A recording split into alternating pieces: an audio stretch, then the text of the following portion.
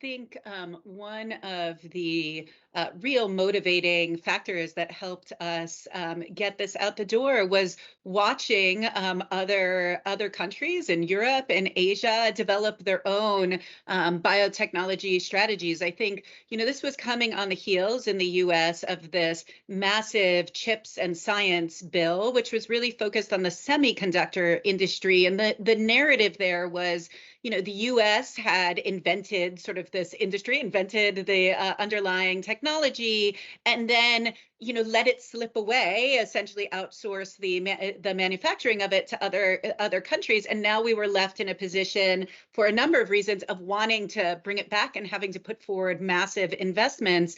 And with biotechnology, there was a similar sense that we were, headed down that pathway where there was an industry that had strong roots in U.S. fundamental research, and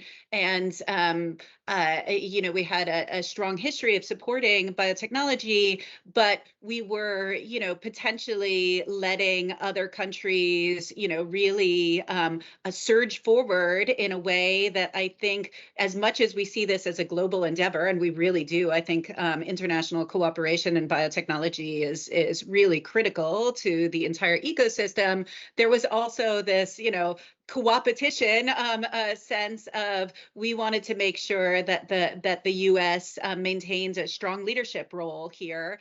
Quite like to hear from you guys, and I'd like to start by hearing from you, Aaron.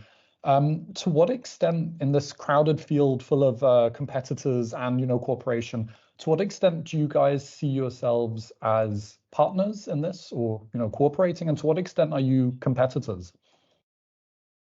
I think you'd have to say both, if you're being honest, wouldn't you? And I love the phrase of co-opetition, which is a new one on me, but I think, a really good one. The UK has pretty clear data that in terms of research development, we're pretty much the most cooperative nation in the world. So we have always seen sort of international cooperation in research and development as completely essential to the things that we are trying to do, and that isn't going to change. And I think there are some sort of clear challenges that we all have an equal stake in, I would think, which is the public trust element, which has been discussed. You need a global market full of consumers and large companies that are switched on to this stuff, trust it, and want to use it, buy it, sell it. So I think, the overlap there is pretty complete. I was wondering, Hans, could you say a little bit more about how the question of public opinion potentially features in the EU communication? Yeah. It features quite prominently because this probably goes for all Western countries, where we still have some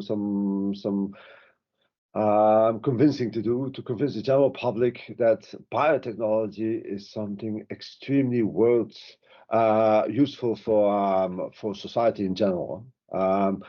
There will always be people who will continue having doubts on the benefits of biotechnology and biomanufacturing, but there's a specific role for us, public authorities and governments, to explain to public that we rely much more on biotechnology and biomanufacturing than people generally think, and that there is a misconception.